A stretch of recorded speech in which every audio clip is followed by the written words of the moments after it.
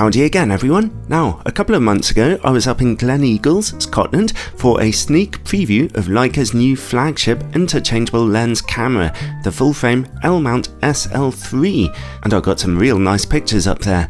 Well, Leica have now been kind enough to loan me an SL3 to put through my standard tests here at home, so now I can finally put out a full review, something I've been itching to do ever since. Leica are at the top of their game nowadays, and this is their best shot into an increasingly busy luxury camera market. However, at £5,920 here in the UK, or €6,800, at least it doesn't cost anything more than the older SL2 camera, while adding a lot of new features, so at least they're keeping their prices under control here, somewhat. Still, undeniably, a camera that's out of reach to the masses, and I include myself within them. Anyway, here's a rundown of the camera's specs, and there's a fair bit to be excited about here. The camera's built around a new, image-stabilized, full-frame, backside illuminated 60 megapixel sensor with a base ISO of 100, although its ISO range goes from 50 to 100,000, and with a dynamic range of about 15 stops. It works with any L-mount camera lens, which is good news as there's a broad range of lens choice there for you already, from Leica, Sigma, Panasonic and others. The camera's autofocus has been greatly improved from the SL2, now with phase detect as well as contrast detect and object detection or depth mapping, making the autofocus fairly quick, and with subject detection and tracking. When working slowly, if your subject isn't moving too quickly, it works wonders, but under stress, there are some issues with the autofocus tracking. With the autofocus on its default standard settings, I was initially horrified. As you can see, with the camera set to facial recognition, tracking is pretty slow here. However, if you go into the menus and turn the tracking speed and sensitivity to their maximum settings, things are far better, although still not quite up to the speedy standards of other camera systems, so that's a bit of a shame. The camera will struggle with sports photography, but should be fine for most other uses. Animal detection worked pretty well, hitting your target most of the time. This image was taken at f2, which also shows off how sharp Leica's 50mm f2 lens really is, which I was using at the time. The camera has a new main processor called the Maestro 4, which enables much faster shooting speeds, up to 15 frames per second, with a generous 8GB of buffer memory, and 8K video shooting, as well as 4K 60 and Full HD 120, better low-light processing and faster memory card transfers. Well, that's what Leica say anyway. When it comes to that maximum burst speed though, the possibilities are complicated, as you can see from this chart that Leica have published. If you want your raw images to be 14-bit for the maximum dynamic range, then you're limited to 6 frames per second, although admittedly the 12-bit raw images are very good too. If you want to keep autofocus, then you're limited to only 5 frames per second, and that's a deal breaker for all serious sports photographers. And if you want to shoot with a mechanical shutter instead of just the electronic one, then you're stuck at 7 frames per second. Again, problematic for sports photographers. So yeah, your options are actually a bit limited here. It's not a camera designed for fast action shooting at all. The mechanical shutter though can shoot at 1/8000th of a second, which is fantastic. The electronic shutter 1/16,000th, and the flash sync speed is an average 1/200th of a second. The camera has in-body image stabilization, which is incredibly useful for shooting with all those gorgeous Leica prime lenses. Here's some footage with stabilization turned off and now turned on, where you can see it's doing a beautiful job of keeping my image steady. I know this is just footage taken at 28mm, but when I was shooting with a 50mm lens back in Gleneagles, it worked just as effectively. When it comes to build quality, the whole camera has been made a little smaller and lighter than the SL2, just a little, which is a relief. You wouldn't have wanted it any bigger. It still weighs 770 grams though, so it feels pretty substantial in your hands, with a top plate made of magnesium and bottom plate made of aluminium. It's still a bigger camera than average, certainly. And Leica have gone all out to make the SL3 one of the toughest cameras ever crafted by human hands. With an IP54 rating, this camera is highly resistant to dust and water ingress, and Leica even tested it from 70 degrees Celsius down to -40, so if you're planning any trips to the desert or to the Antarctic anytime soon, then this could be the camera for you. Really impressive, and an IP rating this high is pretty unique for a camera with a tilting screen. When I was in Gleneagles, the other journalists were far braver than I am and got their cameras completely drenched by the Scottish rain with no side effects at all. As I mentioned, the camera now has a tiltable but not fully articulating screen, and both that and the viewfinder are bright and very high resolution, with the viewfinder able to project at up to 120 frames per second. When shooting with continuous autofocus, I found that the viewfinder's resolution didn't look very high, and I ended up worrying about whether my shot really was in pinpoint focus, although it almost always was when I checked afterwards.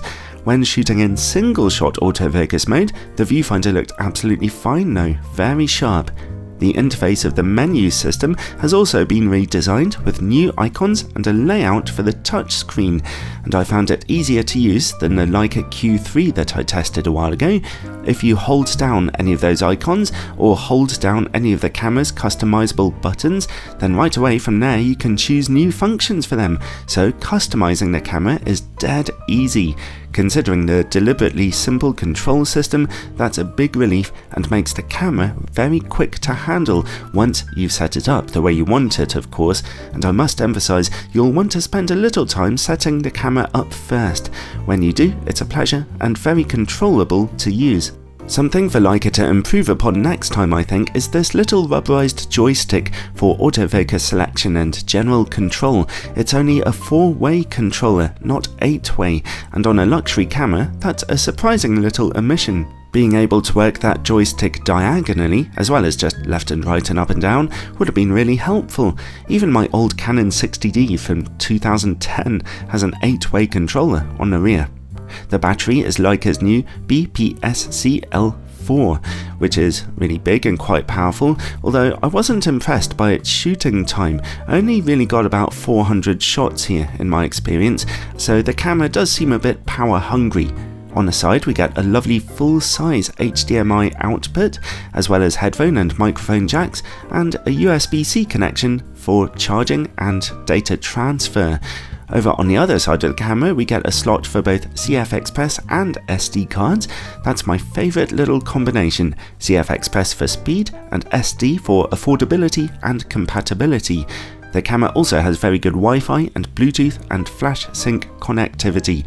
So overall, this camera is all about build quality and customizability, and it certainly is one of the best looking, best feeling, and certainly most weatherproof cameras around. What it's not intended for is raw speed. It's definitely not for sports photography, although I probably would still be happy to shoot a wedding for it or an event like that. Alright, image quality. Let's start by looking at RAW versus JPEG. As you can see, the RAW image on the left is packed with an amazing amount of detail. That image really is incredible, although I can also see just a hint of moire on contrasting edges. The JPEG images are good, but a little on the noisy side, even with medium noise reduction turned on, and they also look just slightly over-sharpened at default settings.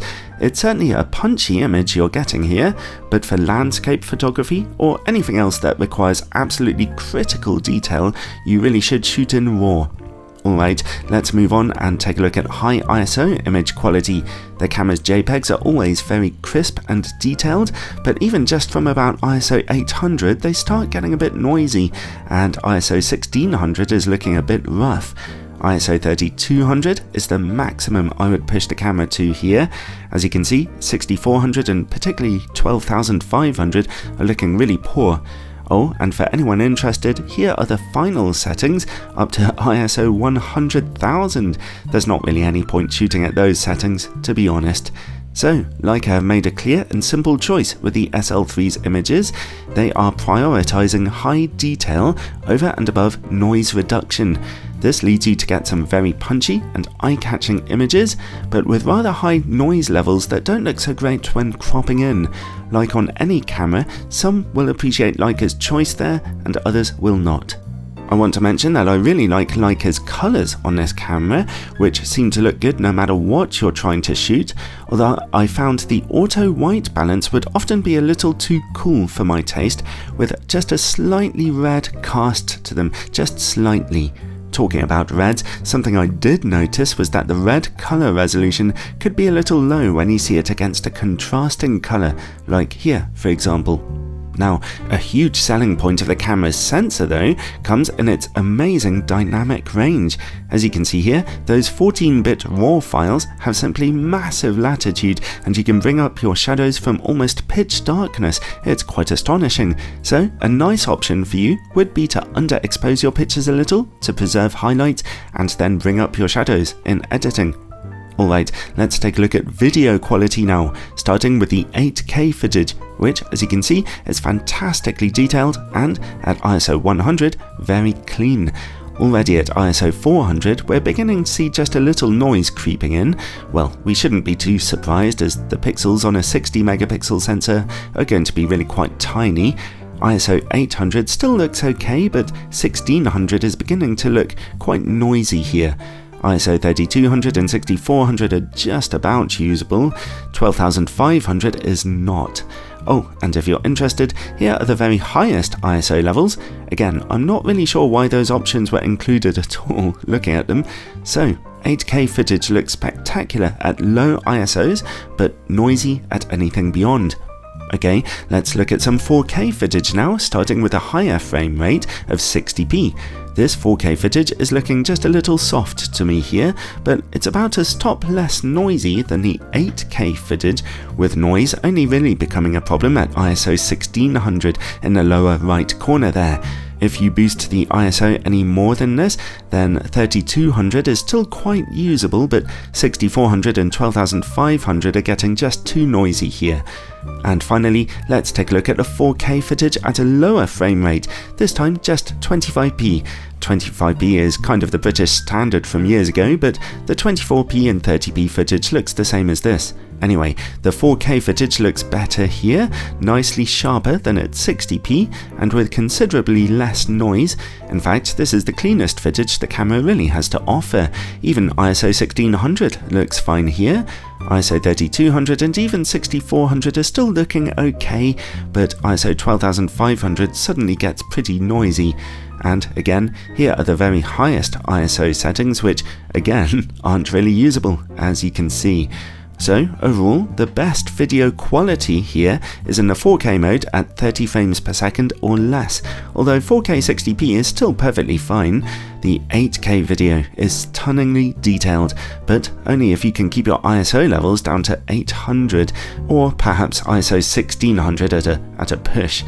The camera can also shoot at up to 120 frames per second in 1080p resolution for some slow motion video work. It's not quite the sharpest 1080p footage I've ever seen, but neither is it soft, and it's looking very clean too, with no traces of moire. An issue for this camera though, when shooting video, unfortunately, is rolling shutter.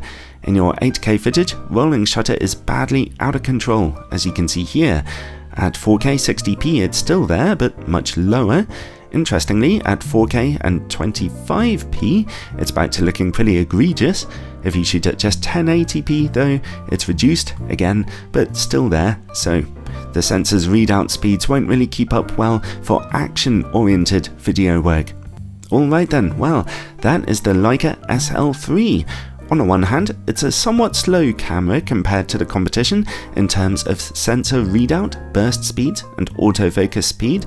This camera is all about working a little more slowly to get beautiful, detailed images with high dynamic range.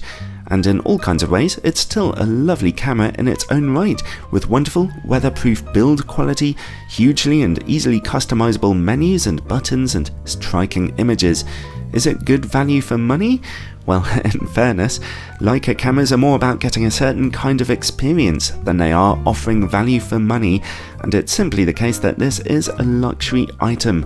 On the one hand, I'm really pleased it doesn't cost any more than the SL2 did, but still, there's no denying that you can get more technology and better autofocus out of its competitors, and another 60 megapixel camera, especially like the Sony a7R5. Even compared to my older Canon EOS R5 camera, the Leica SL3 is a little bit slow nowadays. Other cameras offer less noisy image quality at high ISOs in both their stills and their video footage, but I doubt that any other camera will ever be as pleasurable an experience to use as the SL3. This camera is about as pleasurable to use as, well, driving over a humpback bridge while simultaneously doing a really big sneeze. That is to say, very pleasurable indeed, so the camera obviously still comes recommended. It does get beautiful images, and it's worth it if you have a lot of money behind you and don't really plan on doing sports photography or too much work in low light.